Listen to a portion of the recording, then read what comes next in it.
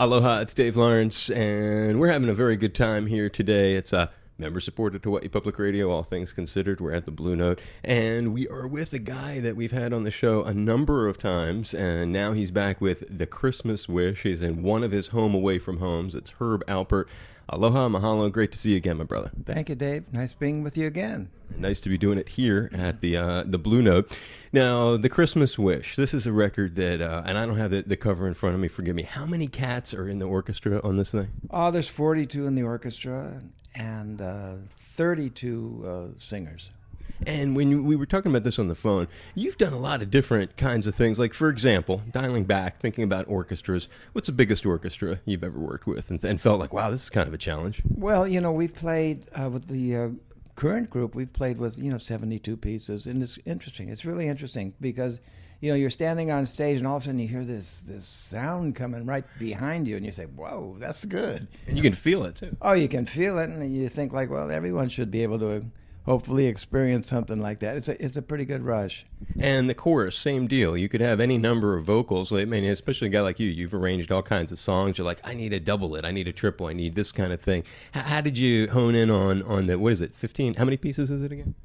For what? The chorus?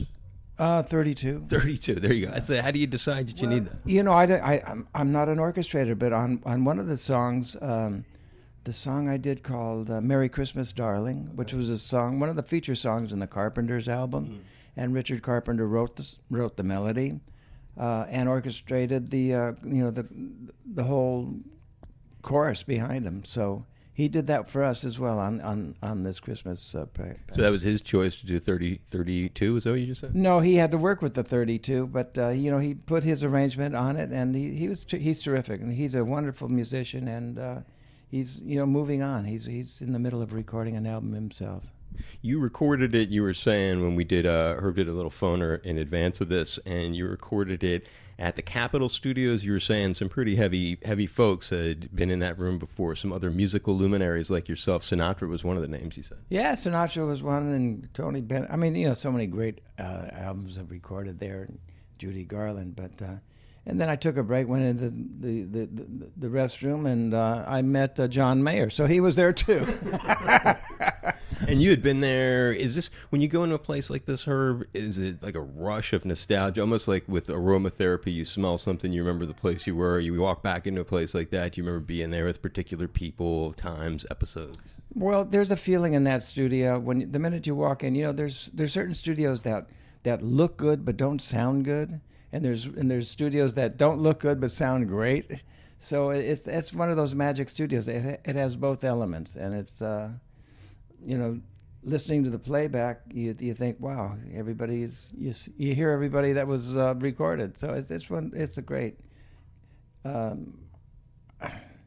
facility. Well, something I was just thinking as I was saying that years back I did an album with Michel Colombier, a great French artist, and I phone line the echo chambers from Capitol over to A&M Records because they have these fantastic chambers, natural acoustic chambers underneath the parking lot there. So I was able to do that. So that was. And you patched them in from their studios to another studio to just get that reverb kind of sound on something. Yeah, it's a very natural sound. It's very warm. It makes you sound good when you need a little extra help. It made me wonder, so is that during your A&M days when you were running the label, were you over at that place ever sort of, when artists were doing recording projects, how much did you get into the oversight of them, or you had other people sort of in charge of that? Well, it depends on the artist. I mean, the early days it was just the two of us, it was just Jerry Moss and myself, so... And then, I was the first one to record Waylon Jennings. Did I ever tell you that story? It's pretty interesting. Because Waylon was a disc jockey. He was living in Phoenix. He played with Buddy Holly, and he was fortunate not to get on that airplane. And so we signed Waylon to a 4-year contract. And I used to fly to Phoenix and did several sides with him. There's one side I never came out, but he did House of the Rising Sun. That was just fantastic. But anyways, I recorded this thing called Four Strong Winds. It was a record that, a song that Bobby Bear originally recorded. and it was really a good recording. And Chet Atkins happened to hear it. And Chet Atkins was the head of RCA Victor in Nashville at the time. And he made some overtures to Waylon that whenever he got out of his contract with A&M, which he shouldn't have done, but he did it. And, Waylon got all excited because he was the messiah, in terms of country music. And I wanted to take Waylon a little bit more pop, and Waylon he really wanted to be a country artist. So he told us about it, and I talked it over with my partner, Jerry, and we decided to let him out of his contract, man, to let him go with Chet. And I remember the day that we signed his release. I'm getting goosebumps just thinking about it. We signed his release, and I remember saying to my partner, Jerry, I said, this guy's going to be a big star. And Jerry said, I know it. And I thought to myself, man, if we can be that honest and that straightforward with our artists, we're going to be very successful. And this was in 1964. Yeah, so that was just a memorable moment for me. My gosh. I mean, and talk about, and that's an unusual thing when you're an artist like yourself, and then you've been able to put your fingerprints all over so many other people's projects like that. And there really doesn't seem to be a limit on the genre, too, when you stop. I mean, just by nature of that story alone, it's country. You're trying to take them in a more pop direction, but obviously you still got to work with the basis of what the product is, which is it's going to be a country-based sort of project. Yeah, but Waylon I love the guy. He was he was straight ahead. He was, an honest guy. He once told me his story about Willie Nelson. He said, Willie was having problems with his son, and they couldn't get together really properly. And Waylon got a little hacked at Willie, and he said, the problem with Willie was, this is a little off color. He says, Willie's give-a-shitter broke. What a good memory. What a phrase to say. Yeah. The country guys, they're so picturesque with what they're doing. It's transparent, too. Oh, yeah, it is. I did, I had a huge show at the Nashville Museum with my paintings and sculptures. And the head of the museum there, she was always in the business of raising funds for the museum, and she used to tell me that she used to go around these parties butt sniffing. Looking for cash. Yeah. What a way to go. I like that. That's a good one. And you know what else? When you're saying that, it made me think of the studio setup that you guys had, or at least your offices. The Charlie Chaplin studios factor into the early days of A&M. And for folks who don't know as much of the inside of Hollywood and the way things are, if you can, paint a little picture of the significance of that and maybe your connections. Well, it was Charlie Chaplin's home, and then he turned it into a studio. And there were 3 big sound stages when we bought the facility, and there was a huge swimming pool under Studio A, which we turned into a recording facility.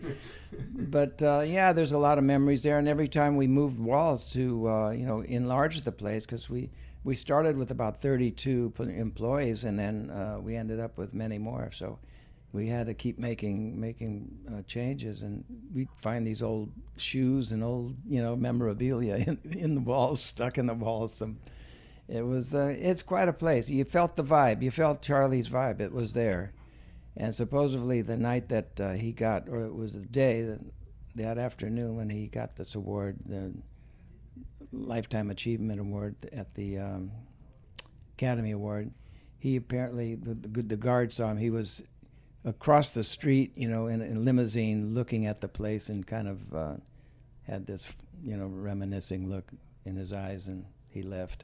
I never met him, but he certainly made his stamp.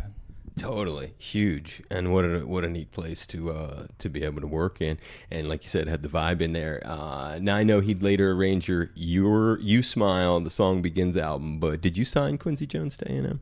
Well, Quincy was signed by probably my partner, and I was in on most of the broad strokes of A&M. I wasn't the everyday nuts and bolts was not my thing. And I was traveling a lot because once I got that group together, the Tijuana Brass Group, we were on the road. No, that's what I meant. You were working it, but that's really cool. You keep and it's probably one helps the other too, though, because you get a little bit of more perspective on as you go to run the business from being one of the star acts in the stable, and conversely, you get to see things from the opposite perspective too. Yeah, of course, we had an advantage too. It was just the two of us. It was a partnership. Right. So if I wanted to sign an artist, like when I heard the Carpenters and I fell in love with the idea of what they were doing, it's not necessarily the type of music I normally listen to, but I understood what they were doing, and her voice knocked me down. So I said, I'm signing him. He said, great. It's real easy. You know what I mean? It's like most companies, there's a board of directors, right, and you got to go through 8 people and 10, and then all of a sudden, 3 say yeah and 2 say no. Yeah, we didn't have that, so we had the advantage in that area. Carole King. Well, Carole King came with Lou Adler because we distributed Ode Records, and Lou was a dear friend, and he's one of my best friends to this day. We started in the business together. 1957, Lou and I worked for Keane Records and met Sam Cooke, wrote a couple songs with Sam. One in particular was Wonderful World, which is a really interesting story, Dave. And I know you like stories. Well, here's a really good one that most people don't know. Sam wanted to see whether Wonderful World, don't know much about history, wanted to know if that record or the song was good enough, so he did a demonstration record of it. He had a handful of guys, and they weren't all professionals. He did this demo record. Keane Records put it on the shelf. They did not release the record, and then when Sam left Keane and went to RCA and had this huge success, they decided to release that because, they released it. Demos, too. They released that demo, which became Sam's biggest record. It's a huge record. And just goes to show you don't really know what a hit record sounds like. You got to be, it's up to the people. It's sometimes, people would come in. Well, there was a big artist, I don't want to mention her name. She called me. She had just recorded a record, and then she had this single that she really loved. She says, "Man, you got to come to the studio and listen to this single. I think it's a smash." So I learned from Sam Cooke that I close my eyes and just listen to the feel. I don't listen. I'm not swayed by if somebody's extremely handsome or they can dance around the room. You want to hear the tune. I want to hear the tune, but this was in the early days. This was before MTV and all that, because that kind of changed the ball game. The ball game a bit, but. So I walk into the studio, close my eyes, sit on the couch, and I said, okay, play it. They start playing this thing. Well, man, I could not move my toe to tap to, I couldn't get into it. I opened my eyes, and the artist is dancing around the studio, man, with the producer and the engineer and all that. I said, I didn't get it. I just didn't get it. And that's got to be awkward when those moments happen. It's an awkward thing, but you got to be honest with the artist. When the Carpenters, I gave the Carpenters "Close to You," that song, because I got it from Hal David, and they did one recording, and I didn't think it was good. Karen was playing drums, and Karen was a really good drummer, but it was a little bit of tinkty boom and quiet and kind of. Very tinkty boom. I like that. I got that from Stan Guest, who was a dear friend of mine. He said he doesn't like playing with these guys that play tinkty boom, tinkty boom. Okay, so I had him record it again, and then again. The third time, we got the Wrecking Crew. We got the Glenn Campbell too in that. Pardon me? Was Glenn Campbell part of that? At that? No. On this one, it was Hal Blaine, and Joe Osborne was playing bass, and forgot the other guys, but it was. The heavy duty stuff, the guys that made sounds that were on the radio at the time. So that was the third time they recorded it. But I had to be honest. I think that's the whole key. I think if you're going to be an artist and you're not honest, it's not going to work. I remember when we were hanging at your house, you were telling me about one tune that was like offered to you or something. You didn't take it, and then it ended up being, I forget which one, ended up being a huge hit. And well, that was, one of those things. I hated that record, man. I thought it was too long. It was out of tune. It was Louie Louie. Yeah, that's it. You know? I knew. And I remember the original record. That's before your time, probably. The original record of Pre-Kingsman. yeah, it was pre-Kingsman. And, man, that record was #1 for like 7-8 weeks in a row. And You're like, how didn't I hear that? no, I'll tell you the truth.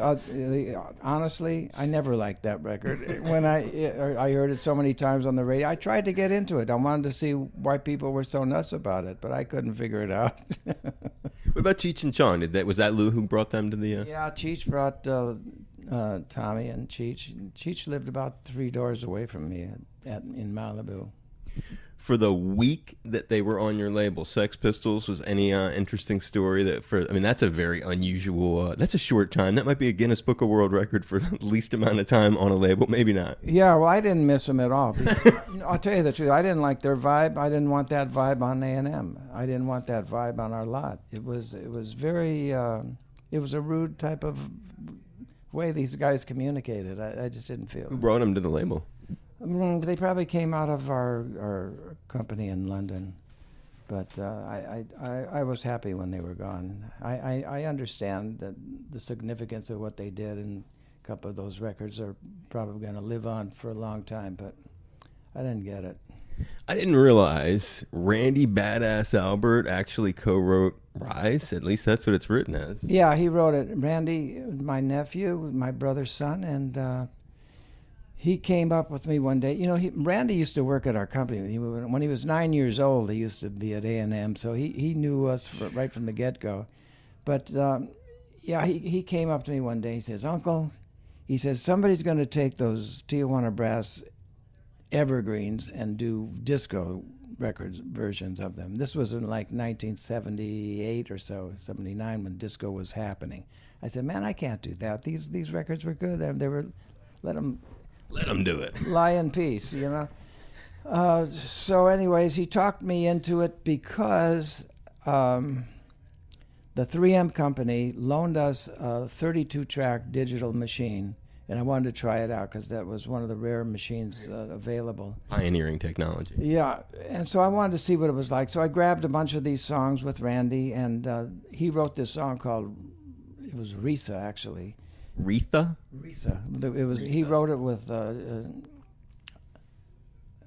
Andy Armour. Andy Armour and Randy wrote this song, and Risa was Andy Armour's wife, okay. I believe. And so I started recording. Taste of Honey in a disco groove, and I got nauseous, man. I says, man, I can't do this, and we had like 2.5 hours left in the studio, and I had some great musicians. I had Abraham Laboriel playing bass. I said, you know, that song you have, I like that melody a lot, but he wanted to do it as a disco beat. You know, he had it 120 beats per minute. I said, let's take that song. It's a great melody. Slow that baby down to 100 beats per minute. And, when people get tired of, disco dancing, they can get together and dance. And it might be worth trying. So we tried it, and it was live in the studio, man. We recorded that thing live, except we overdubbed some things eventually to make it pump it up a little bit. But I remember listening to the playback in the control room, and I was thinking, man, it gave me that feeling, man. This could be a #1 record.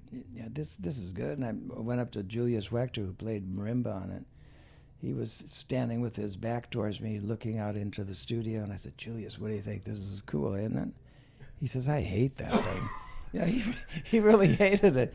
It's a Louie Louie moment coming. Well, no, he was a jazz musician, and the boom boom boom drove him crazy. The 4 to the floor, he didn't dig it, but he was happy when that thing started churning up the charts, huh? Yeah, it was amazing. It was.